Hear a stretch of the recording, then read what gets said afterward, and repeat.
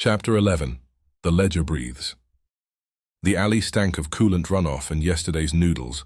It was the kind of place where secrets got mugged by worse secrets. Fefe tightened his scarf against the damp wind as the group clustered beneath a rusted service duct behind the shuttered hollow cinema. Landwolf naturally had lit a cigarette. "I've partied in worse," he said, exhaling something that smelled like cherry death. "Well, maybe not worse, but definitely wetter." Hoppy didn't reply. He was busy thumbing through the relay's exposed interface, the gadget glowing faintly against the back of his green-webbed hand. His silence had become a kind of language, a mix of shrugs, eye rolls, and the occasional ribbit when things got tense. But now his brow was furrowed, focused, translating patterns that shouldn't have existed. "We shouldn't be here long," O'Hare said, pacing like a cop rabbit whose shift was already 2 hours over. "Union sniffers patrol this grid zone twice per cycle, and I'd rather not be vaporized before breakfast." "Could be worse," muttered Fefe. "Could be vaporized after breakfast." The relay pinged, not a normal ping, a deeper bassy tone like a throat clearing in code.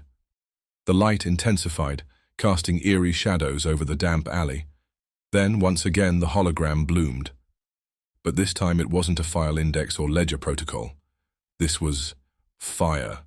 Literal fire. Flickering, amber bright, crackling like it had teeth. It hovered mid-air, forming shapes and patterns that refused to settle.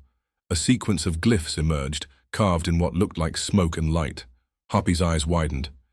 "This is Fire Ledger script," he finally said, his voice low. Landwolf took the cigarette from his mouth. "The hell's a Fire Ledger?" "It's pre-fork myth," Hoppy said. "Old code, like ancient. From when ledgers weren't just data, they were sacred. Alive. They say the Fire Ledger was the first contract, not a deal between users, but between truth and time." Fefe blinked. "That sounds like some religious marketing bullshit." "Yeah, well," Hoppy said, nodding at the flames, "tell that to the code." The glyphs twisted, revealing a diagram, circular, segmented with nodes marked in red, and at the center, a symbol that looked an awful lot like a frog.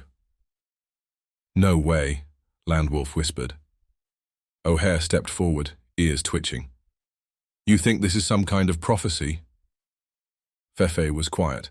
The wind moaned through the alley, lifting the edges of a discarded datasheet that read, "Conformity is compliance.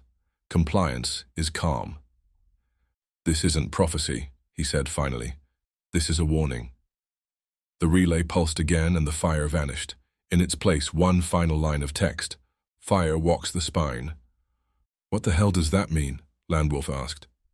"It means," Hoppy said, pocketing the relay, "we're in a story that's been burning a long time. And someone, something, doesn't want it told." Fefe turned toward his friends. "Then let's make sure we tell it louder."